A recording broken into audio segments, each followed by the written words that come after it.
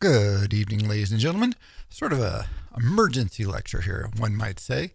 I've received many requests, and thank you people for reaching out. I do appreciate that, and asked for something on this whole excitement, let us call it.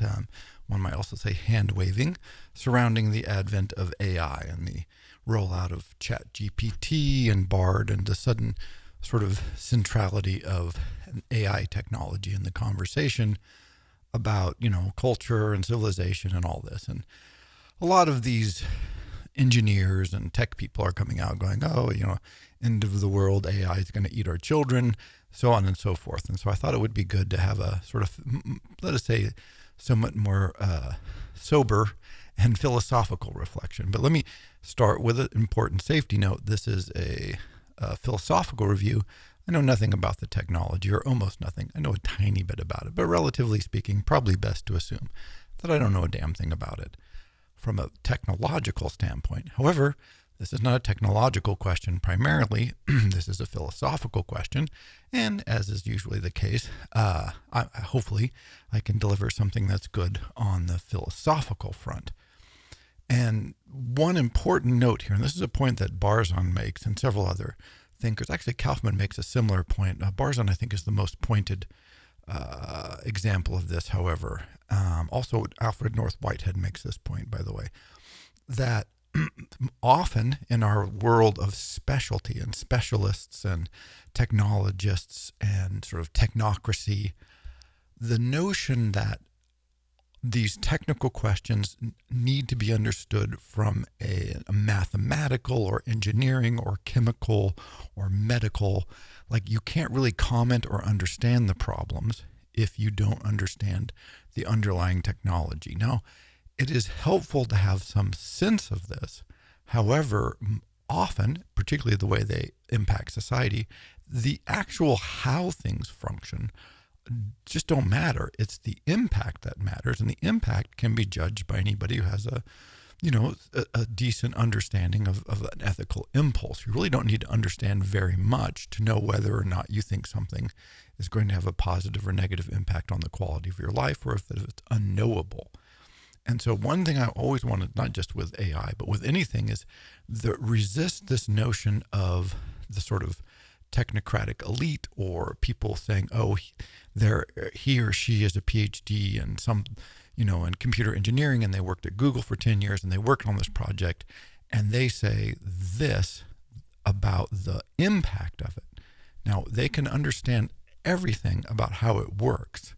This doesn't really have necessarily a lot to do with its historical, cultural impact or implementation. In fact, these are often totally different, and I'll give you examples of this. But always be leery of this technocracy argument. And indeed, this is one of the points that a lot of economists made in the post. So we had the 2008 economic meltdown. Probably everyone's familiar with that joyous scenario. And a lot of the responses were like, trained economists saying this is what we have to do. And often those responses were quite anti-democratic, and they caused all kinds of social divisiveness. And it's like, look, you may understand the economics, but these aren't just economic questions. These are broader cultural, ethical, social questions. And just because you know how to make an engine run doesn't mean you know how to use the engine in all these different places. So always keep that distinction in mind. It's not that technical knowledge isn't important and valuable. It certainly is. It's just not the end-all be-all. And I think you'll see where this becomes quite cogent in this discussion.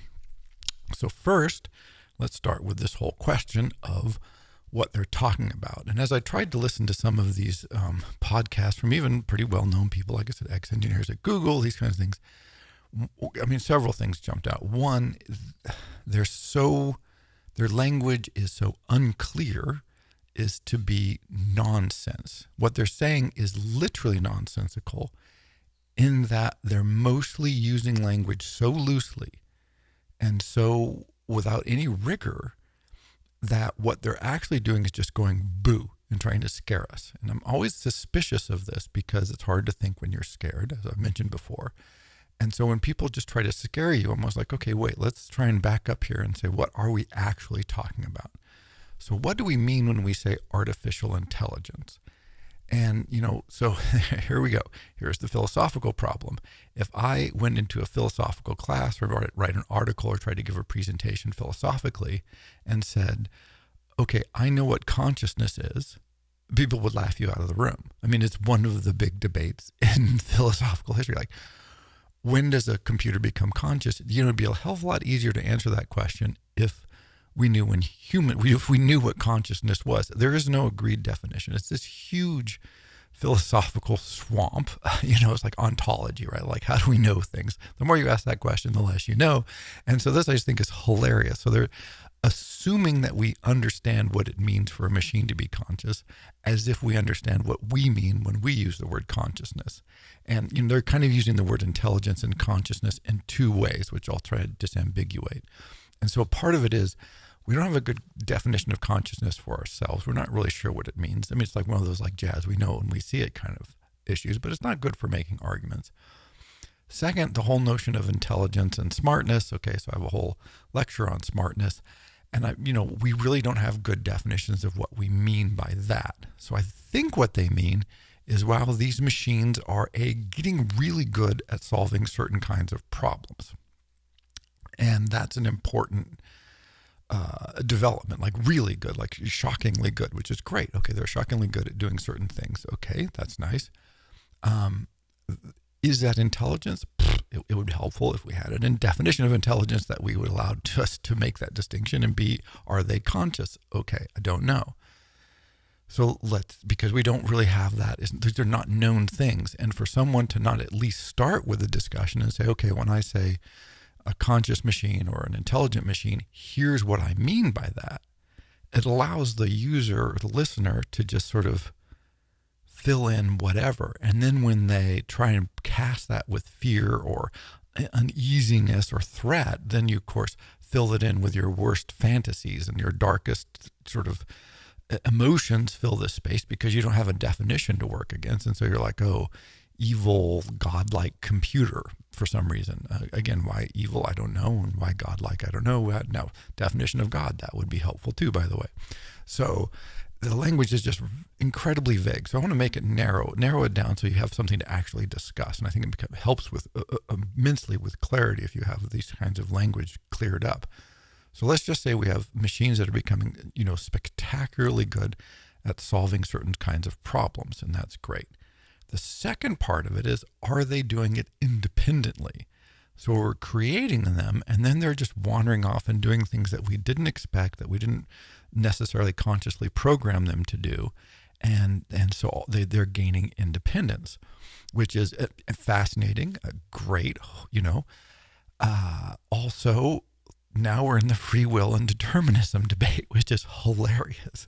So what they're doing is they're rolling out these arguments as if the free will and determinism debate has been solved, which of course it hasn't. I think it's been sort of demonstrated to be insoluble, but let's even let's leave that open and go, okay, hey, and by the way, many scientists, and particularly many computer scientists, kind of, if you took a poll as if that would help in some way, tend to be on the determinist end of things. Like humans, we're determined. If you know all the preconditions, you have one universe, everything's going in a direction.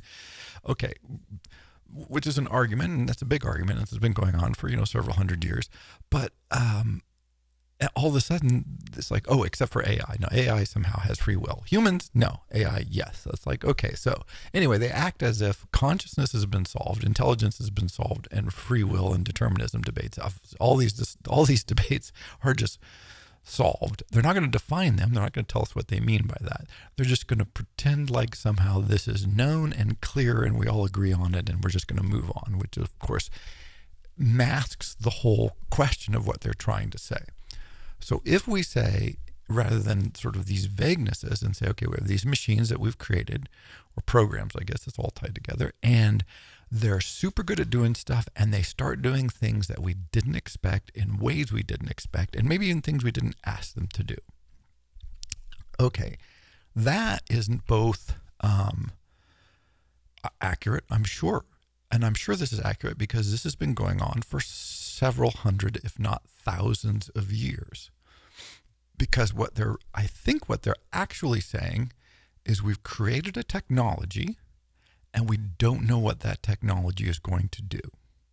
And potentially it could have an incredibly dramatic impact on our society. And what I would like to say to that is, yes, this is the history of technology. And so far, I have not heard anything that makes me think this is particularly outside the bounds of what's happened before. So is it a new, amazing technology? Sure, I'll grant that. I'm going to like just give that as a lemma. Just let us start there. Is this technology going to change things? Sure. Do we understand how this is going to change things? No, we don't. Again, this is the history of technology. Do the creators of the technology know how this is going to affect things? No, they don't, because this is the history of technology. Just as an example from, earlier than people might think, one of the big factors, not tiny, big factors in the decline of the Ottoman Turkish Empire, which was massive and ran for several hundred years. I mean, it was a going concern. One of the most powerful empires on the planet, was the development of improved sailing vessels and trade that allowed the Silk Road to bypass many of their trading posts, which interrupted their power and interrupted their ability to tax and their flows of wealth and information, right? It disrupted their whole trading system. And you can, historically, if you kind of look at like this, why is Central Europe poor?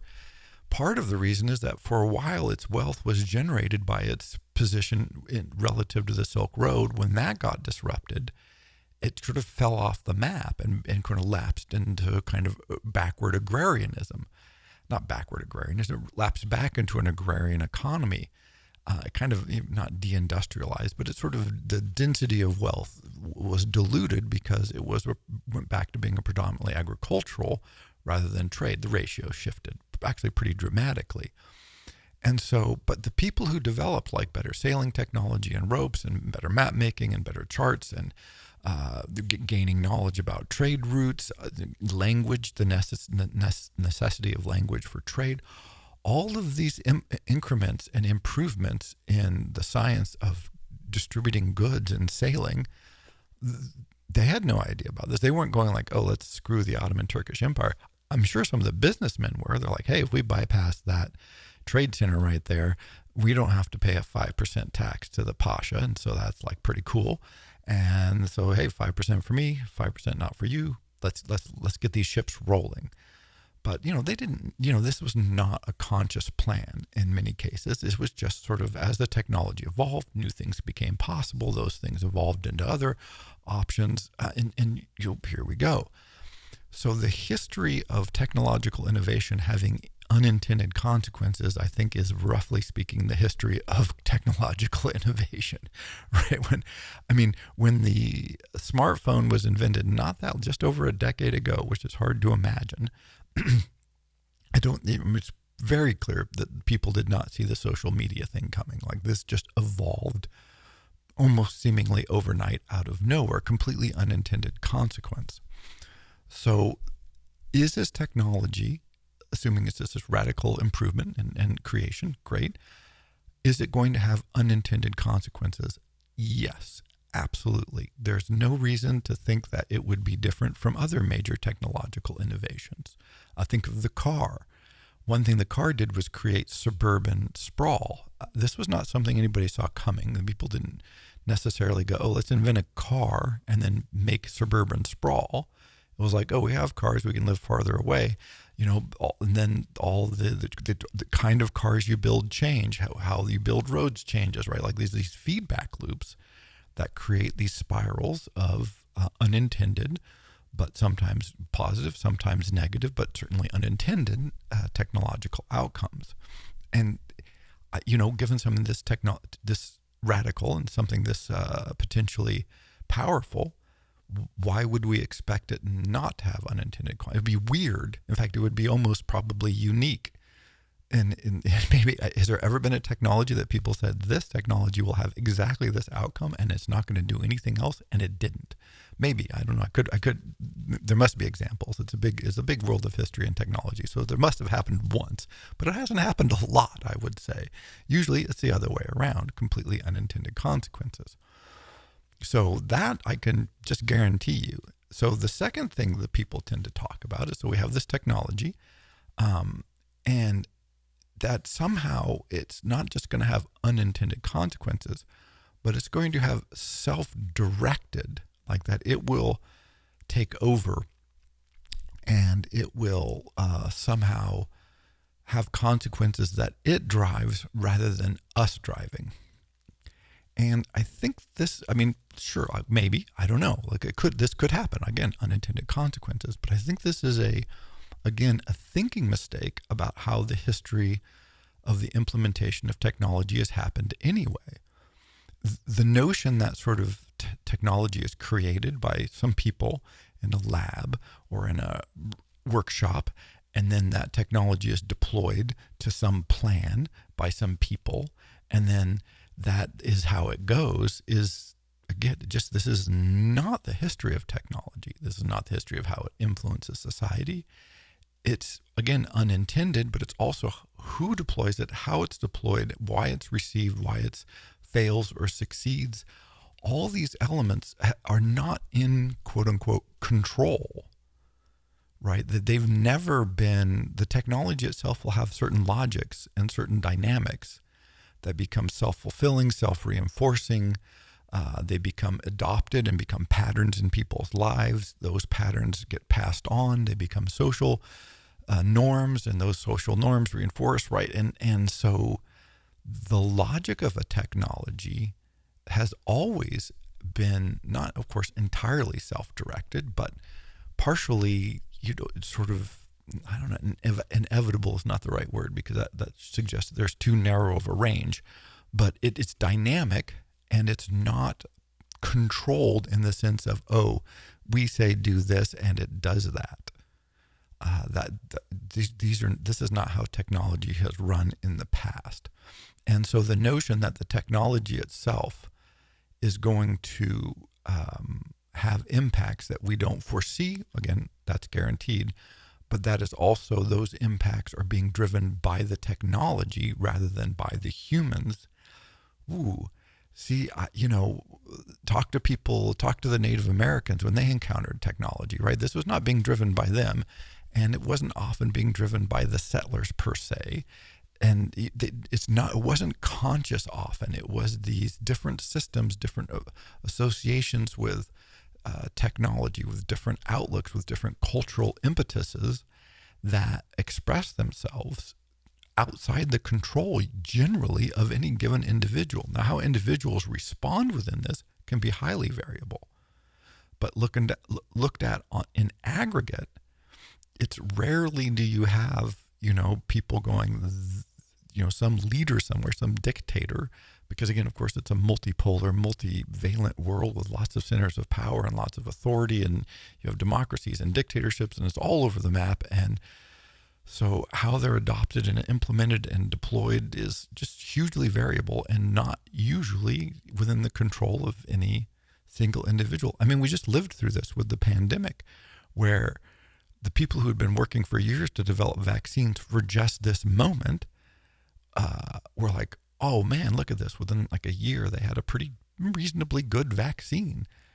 But how it was deployed, how it was received, how societies responded to it, this was not. I mean, it was A, I don't think many people predicted this, and B, the variability between cultures and societies and regions and countries was huge.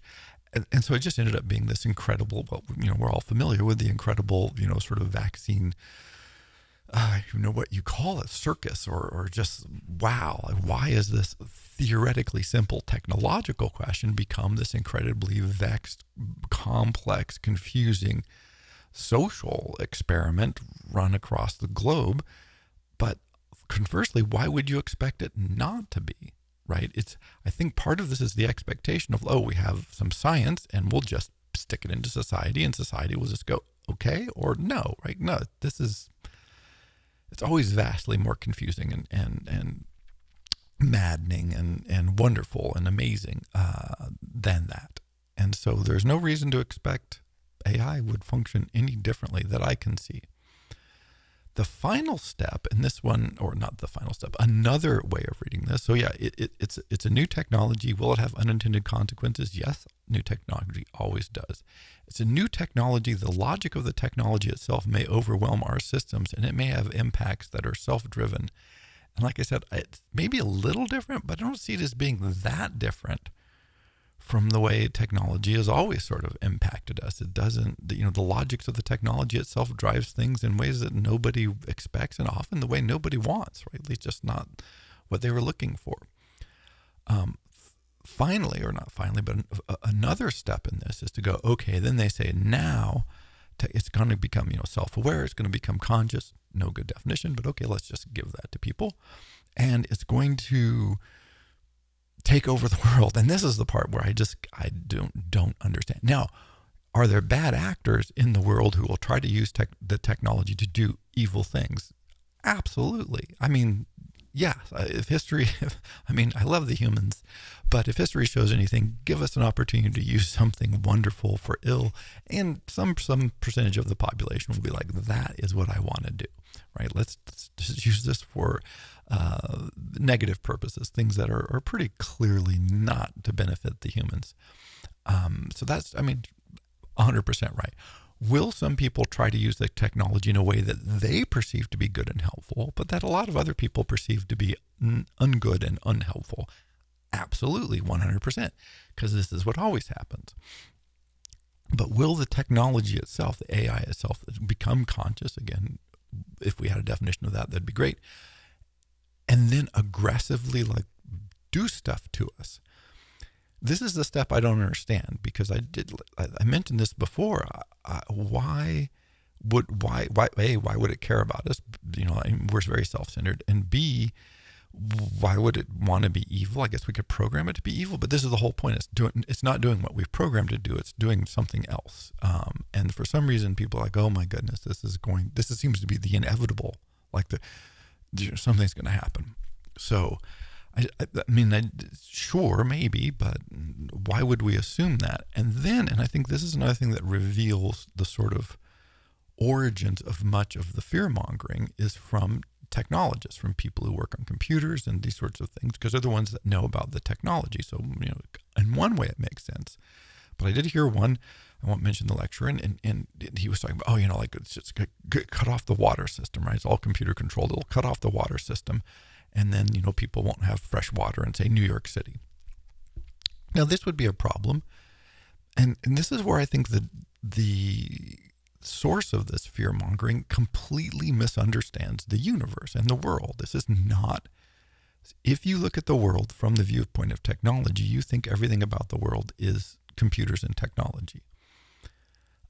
In the sense of computer-controlled systems, right? But if you actually have ever worked on or talked to people who work on these systems, sewer systems and water systems, it's a lot of people. And what those people are doing is not standing around looking at computer screens. Of course, there's some of that. But there's a lot of, for instance, pumps involved. And so there's just a lot of engineers who know how to make pumps run. And they know how to wire things, they know how to fix pipes, and they have this just vast collection of knowledge and skills and capacities. And I think if the computers said, okay, the computers have taken over and they said, right, we're shutting off all the pumps that drive the water to New York City because, I don't know why, we're going to hold them ransom for whatever evil AIs want. I don't know what they would want, but something. They want paper shredders. For some reason, they hate paper. They want paper shredders. Give us 1 million paper shredders, or we're going to, kill everybody of thirst in New York City, and we've cut off the water to deliver them. So you're like, okay, wow, what do we do? Well, I was actually thinking about this more than I probably should have, because it's such a ridiculous hypothesis. But let's game this out, as it were. And I went, well, one of the things I think would happen is these engineers and these water guys and women would get super happy because these people have skills. And if you said to them oh man, we've got to get the pumps working, but we've got to bypass all of the computer controls, they would be like, oh, This is like the dream scenario. Like, this is going to be so fun. These people, they just have incredible amounts of skills. They can take these pumps apart, re-put them back together, make new pumps, bypass computer-controlled solenoids. They're going to have the time of their lives. They're going to rebuild it, remake it go, and they'd have that water running in very short order. I wouldn't worry about it. And they wouldn't, and I think they would love it because it'd be such a great challenge. Such an engineers love engineering challenges. This would be a great engineering challenge. And there's the notion that, these computer controls will just be doomed, by the way. I just don't see it. I mean, if the computer said, all right, we're going to just launch a thermonuclear war and kill everybody, I guess maybe, can they do that? Maybe they could overwhelm the system and somehow hack everything and get the missiles launched, but I don't know why they would want it. I mean, wanting, right? What would be their motivation? Plus, particularly since it's going to make it rough on them. It's not going to be helpful to all of the big cloud computing systems that run this if they're nuked, right? This doesn't improve the quality of the AI's experience. So I guess it could be suicidal, take everybody with it. I don't know. So I think it's a misunderstanding of the level of technology that you need to make civilization run. Let's say all the internet goes out. Okay. Wow. Now, what are we, 1980? So, I mean, that would be a step back. It would take us a while. I mean, we wouldn't have Netflix. I guess that would end civilization or improve it dramatically. Hard to tell. But it wouldn't, okay, we're in 1980 again. It takes us a while to get the systems back and running. We're like, okay, let's not hook it up in that way because the evil AI tried to take over. That was no fun. Okay, that would be challenging, but how long would it take? Probably not that long. We could figure it out.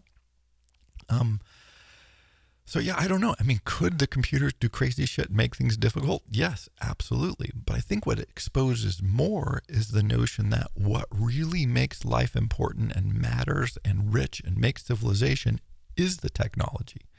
And so that if we lose control of the technology, we lose control of civilization and life and the planet and all this. There's no reason to suspect this. Like, civilization predates computers by several thousand years.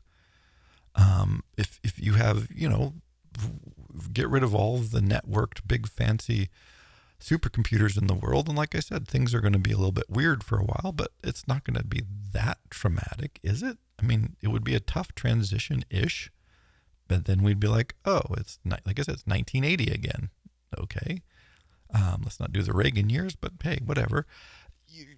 Well, I don't know. I'm just not terrified of that for some reason. Maybe I should be. Maybe I'm missing the terror. I mean, the fashion was definitely sketchy. I'll give you that. But the technology wasn't that bad. And so it exposes this notion of like, if something happens with the technology that we don't control or understand, then doom. The sun goes dark. As opposed to going, wow, that would be weird, maybe challenging, maybe dangerous. Okay, but not going to end civilization, I suspect, unless it launches the nukes for some reason that we don't understand.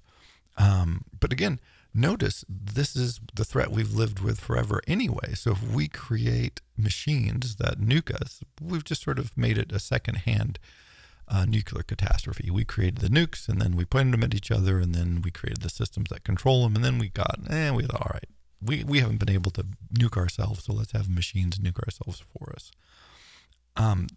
So it exposes this fundamental obsession that technology people have with technology, and they're sort of often disconnect from philosophy because they use language as if, again, consciousness was a known thing, as if free will and determinism was a solved debate. So they aren't thinking this way. And also from the notion that, the computers will just take, as the example I use, the computers will just take over the water system. Like, there's nothing we can do. By the way, this is precisely the argument that came up in Y2K. So if you're old enough to have lived through Y2K, there was this whole notion. By the way, this is also U.S. American millenarianism. There's a whole history in the U.S. of every couple of years, you'll find out that the world is about to end. There was a guy, I think Hal Lindsey was his name, in the 80s and 90s. He kept writing bestsellers about how the world was going to end in the next couple of years, and then it wouldn't end. And so he'd write another bestseller about how now it really is going to end. And then all this. There's lots of biblical history of this, and the Jesus is always about to come back and end the world, and there's a long intellectual tradition of telling us that the world is about to end, and here it is again. It's just exposing itself, in this time, and AI is the ostensible cause. But before, it was the computers were going to crash, and then we were all going to starve to death. And here was the argument that came up during the Y2K. I hear the same thing now: is okay, all the tractors and trucks and stuff have computer chips in them. The computer chips fail, so we can't get the crops to the trucks. The trucks can't get the crops to the city, so the cities don't have food. So there's only a few days worth of food in any major city because we have all these supply chain systems. So everybody starts starving, chaos ensues, Lord of the Flies, and blah, end of civilization. And there's nothing we can do about it because the computer chips have all died. And people believed there were stores selling like doomsday prepper kits so that you could be ready because Y2K, everything was going to fail. And the only thing that failed was pretty much nothing. A few things had a few problems, but not much. I think it was the Chinese government made the head of the Chinese airline system be in the air at the Y2K when the clock ticked over to make sure that he thought that they had fixed the problem, which I thought was like kind of an interesting approach. Make sure they're focused on making sure there's no issues. There weren't very many issues, and certainly the world didn't end. And same thing here. Okay, if it tries to shut down the water system, we have a lot of people with a lot of skills who can be deployed rapidly. And in a focused and aggressive manner to go, okay, let's see if we can make this work. And by the way, we use a lot of pumps and water systems, which would be a drag if those fail, but we know how to back those up. We know how to run electrical lines. We know how to make generators work.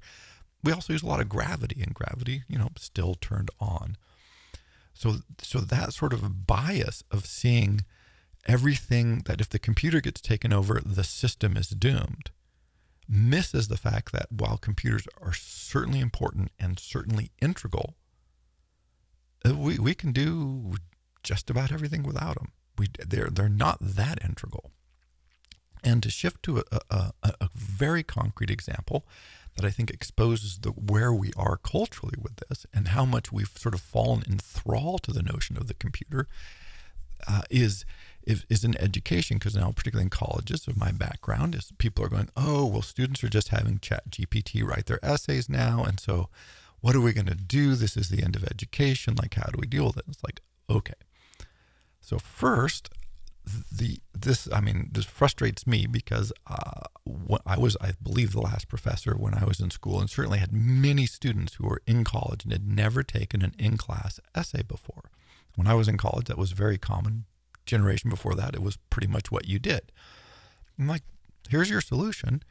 Just go back to writing in-class essays. It's not a problem. Give them a prompt. Say, here's the reading, here's the questions we're going to cover. Think about it. We're going to talk about it for a while, quarter, semester, a couple of weeks, a couple of months, a book, whatever it is, whatever, works for your course, time constraints and subject. And then just have a test and go, okay, we're going to spend 3 hours. I'm going to write on 3 questions related to history of philosophy, history of art, theater, math, chemistry. It doesn't matter. And you just sit there and write. It's easy. There is no problem. By the way, this is a vastly superior way to learn, because what it does is it puts the student in a position of needing to know everything in the universe related to whatever the subject is. And this is impossible, of course. So you just do the best you can, and then you come in and write an essay that's the best you can.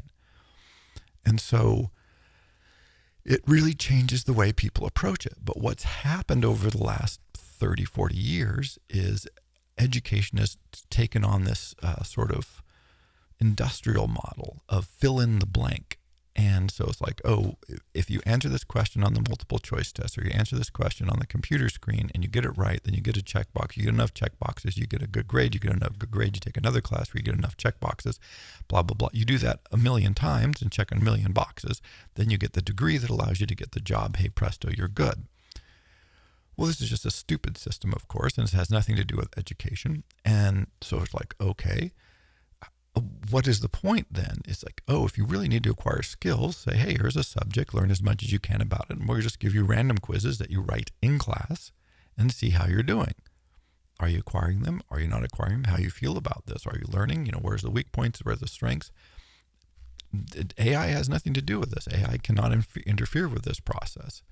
The reason we don't do this, and why actually I've read articles which are hilarious and also sort of heartrending, where they're going, oh, we're getting AI systems that can analyze the AI essays to see if they've been written by AIs. And you're just like, okay, great. Now we're just in a tech war, right? Just have them write essays in class. This is not confusing. Students aren't used to doing it, so it freaks them out. They're like, oh my God, A, you have to go to class, so that's a drag. B, you have to sit there and write. They're not used to this, so this is going to take some adjustment. C, now the professors have to read them. Oh my goodness, now this is desperate. I can't just have the computer correct it for me. So what the Chat GPT and these other systems have revealed is not this big revolution in AI, but they've exposed this slow evolutionary change that's happened in education, that it's moved from a place where it wasn't gameable by AI to over 20, 30 years, education has slowly evolved into this place. It wasn't an overnight thing. It was a slow evolution where you do have a system that's imminently gameable, and students have been gaming it, professors have been gaming it, the administrations, everybody's been gaming the system so that they don't have to do anything and to make it quote unquote easy and quote unquote efficient. The outcome of that is a system that can be gamed by AI. Education can't be gamed by AI. It's impossible, because what you learn, what you know, cannot be handed off to an AI system. It's what you have to do it. You have to have the experience, you have to have the knowledge, you have to have the reflection, you have to learn it yourself. This is not transferable.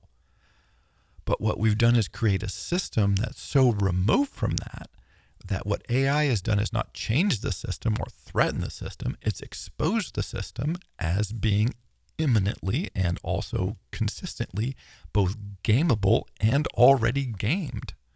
It's just like it's the end of it, not the beginning. And so people go, oh my goodness, like the students can just ask it to write a paper and it produces a paper. It's like, yes, the students can ask it to write on stupid subjects and give stupid answers to stupid questions, and it can do that very well. And I ran this experiment, by the way, and if you ask it really mundane, it will produce you sort of a well-written Wikipedia article, although well-written being thing. And by the way, you can ask it to say, oh, and make some errors and some misquotes so that, it doesn't look like I wrote it. Okay, that's great. It doesn't look like the AI wrote it, right? It's just infinitely gameable. But this is completely different from asking questions to somebody about what do you think? And this highlights back to the bigger picture of the technology, is that it is a view of the world that is being expressed here, not a truth, not a technological breakthrough or innovation, but a worldview that has been inculcated by exposure to certain technological systems on the thinking patterns of the people involved in them. And part of that worldview is that the planet, human society, individual life, is a series of problems that should be solved to a maximum outcome. And that if you can solve those problems, then something good. I'm never going to figure out what solving all this whole series of problems works out to be. So if I check enough boxes and I get good grades, and then I check enough boxes and I get good SAT scores, and I go to Harvard and I check some more boxes and I get good grades, and then I go to a good company, and all of this leads to something good, like some positive outcome. And I've solved a whole bunch of problems, and I've done these problems well, and therefore good things. There's no evidence that this is true. The notion that life is a series of problems to be solved, I guess that's one potential worldview. I would say it's probably a fairly sick worldview, but okay, if you want to hold that, we can have an ethical debate about that. But you can think of life as a dance. You can think of life as a school. I'm here to learn things. I'm not here to solve problems. I'm just going to learn things. You can think of life as an adventure. You could think of life as a game. I'm playing a game. It's going to be fun. As a joy, you can think of it as a duty. I mean, all your religious systems have different versions of how you're supposed to live your life and how you're supposed to think about it. Punishment, something like Christianity, you're punished, you're a sinner, which is, it's an evil, I would say, a pretty poor outlook on life to say you're flawed and evil and need to be, the world is for repenting of. And it's nah, or enjoying. Then try that one. You repent, I'll enjoy. We'll see how it goes. So there's any number of approaches. I guess seeing as life as a series of problems to be solved. Okay, look at that. And so then it looks at AI. So if you have that worldview and you see this new technology that's really good at quote unquote solving problems, and you go, oh my God, it's going to replace us because we see our role as the things that solve problems. And I think, again, I just think it's a silly, in fact, moderately juvenile worldview. But also the notion that we're the things that solve problems is hilarious because it's pretty clear we're the things that create problems. If anything's going to piss off the AIs, it's the fact that we create all these problems. It's going to get tired of us, right? Good Lord, these people are problematic. Is every system, every time they talk about the problems that AI is going to solve, they can replace lawyers. It's okay, if you know nothing about the law, then you can think that AI could replace lawyers. Now, it can maybe make some of the work that lawyers do more efficient, but the actual function of lawyers is to argue about the places where the law is either inconclusive or unclear or debatable. I mean, this is what they're arguing about. The whole point of lawyers is that it's not clear.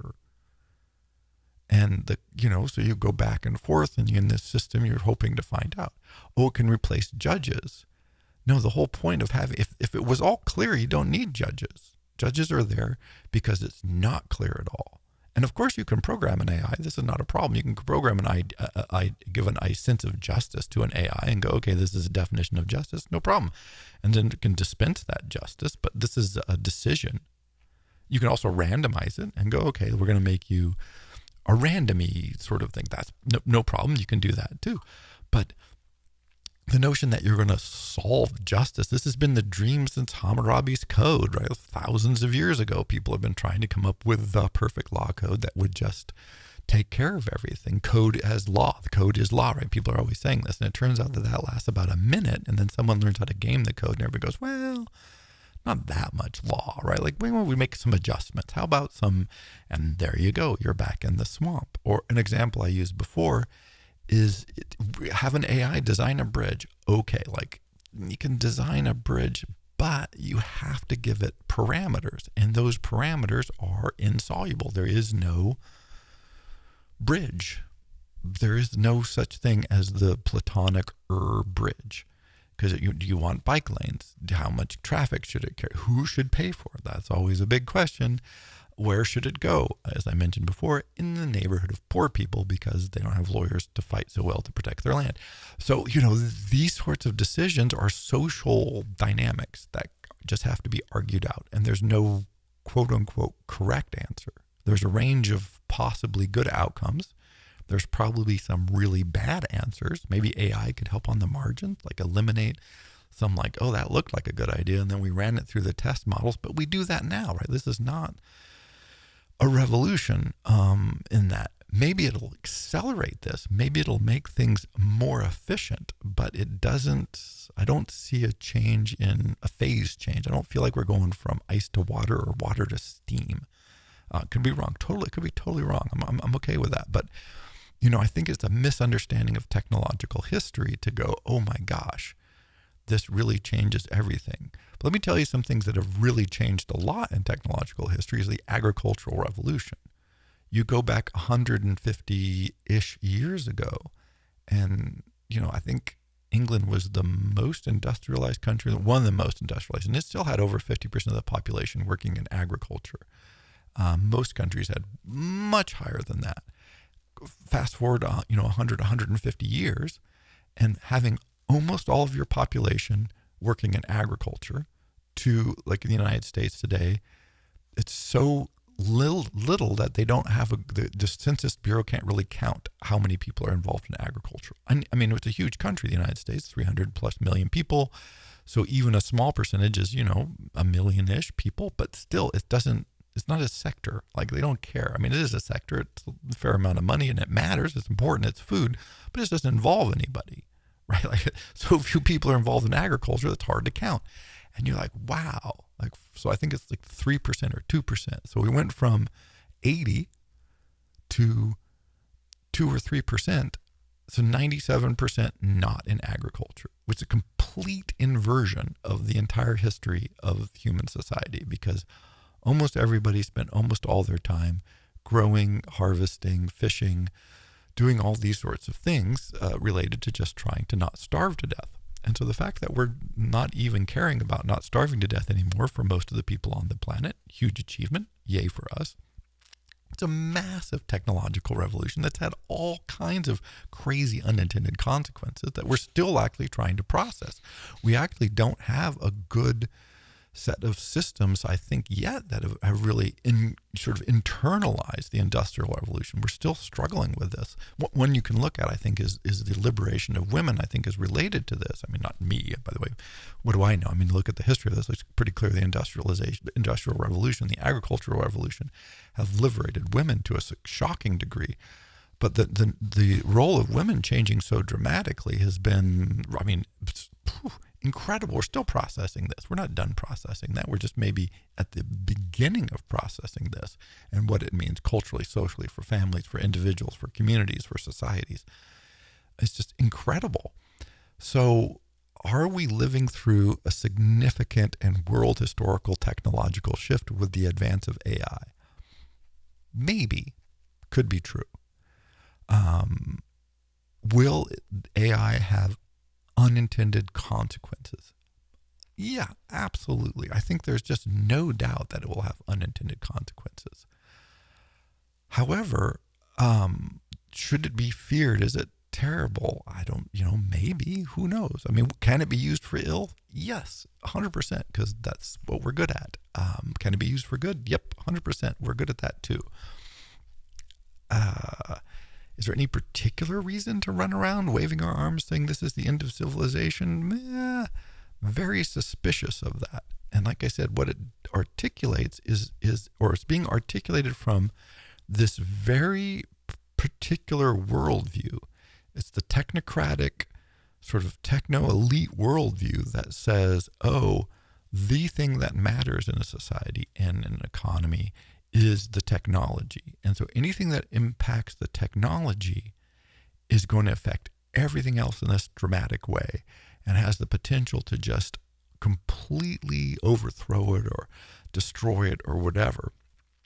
And while technology is important and influential, and, I don't want to downplay the importance of technology, it is not clear to me that it's that central, or that there's any reason to suspect that there's going to be this systemic attack, and what that would look like and how it would function.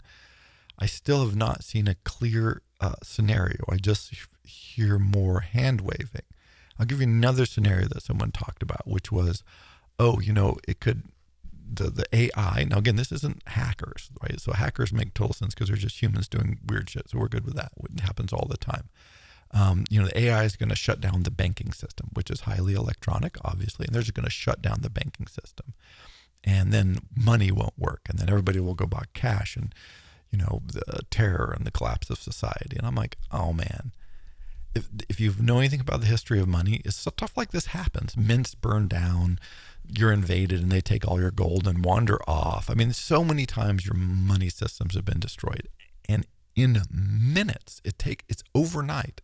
We just come up with alternate money. It's no problem. It's not a problem at all. We would come up with a script system in like 10 minutes. Within a week, we would be running on script. And then I'm going to think pretty quickly, we would sort out getting electronic money transfers back rolling, and hey presto, we'd be back in business. Now, would it be disruptive? Sure.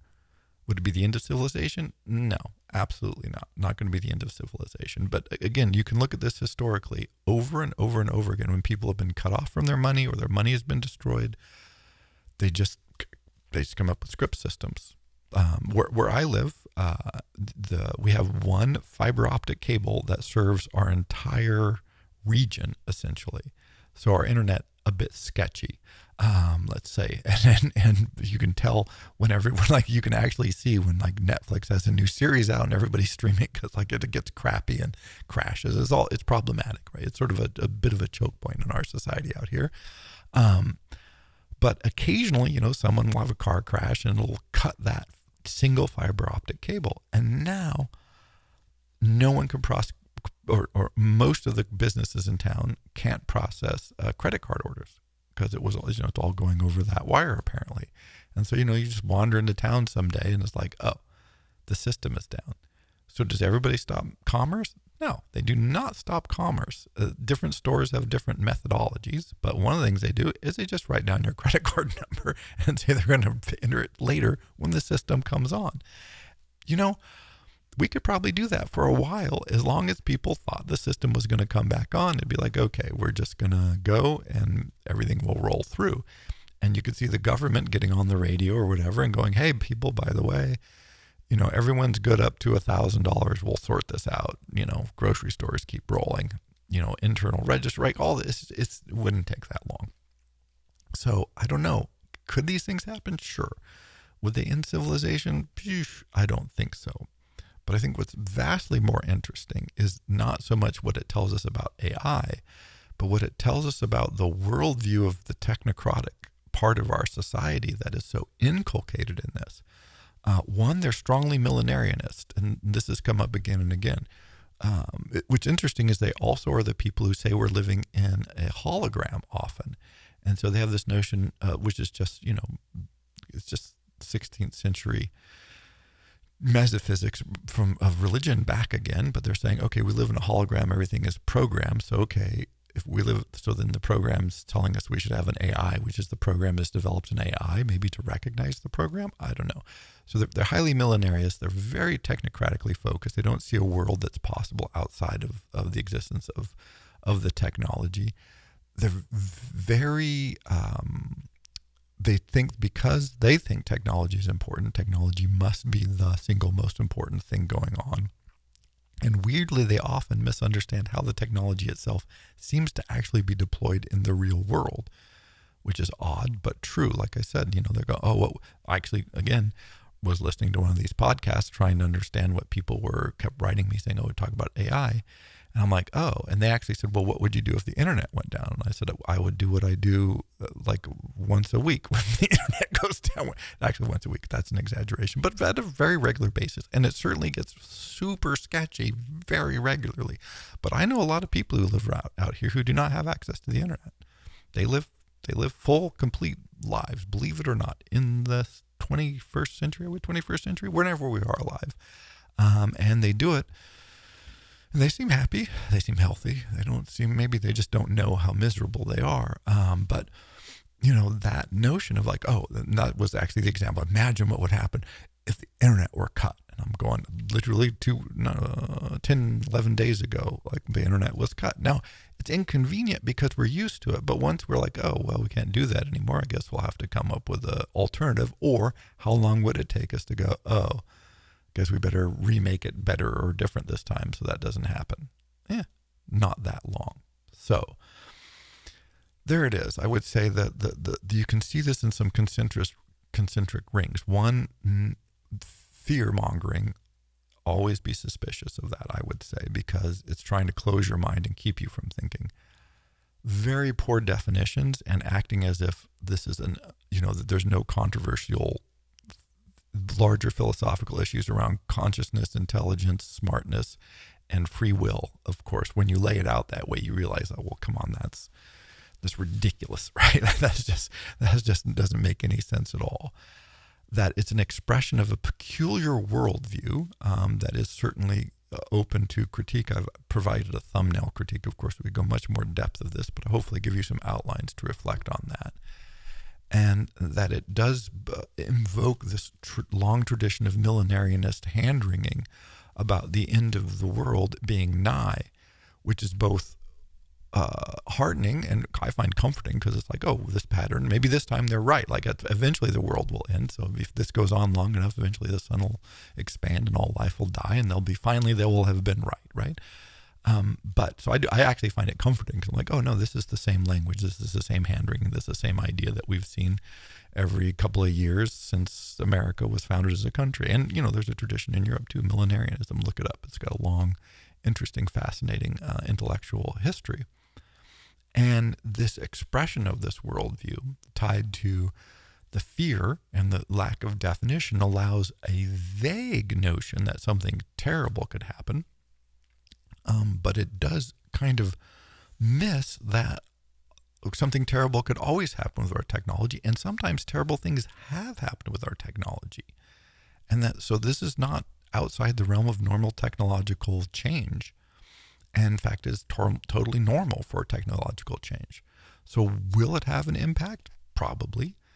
Will it have unintended consequences? Absolutely. Will they be potentially bad? Sure, why not? Like all the other technologies we deploy. Will we adjust to it? Probably. That's because this is how technology has always gone. And so whether it's good or bad, this is going to be a whole nother subject, right? Depends how it's deployed and how we respond and what impacts it has. And nobody knows this yet. And in some ways it's unknowable. But is it this world-threatening, civilization-destroying force? Probably not, right? I mean, statistically speaking, at least, we should be comforted because so far we've survived lots of things that seem vastly more threatening than this.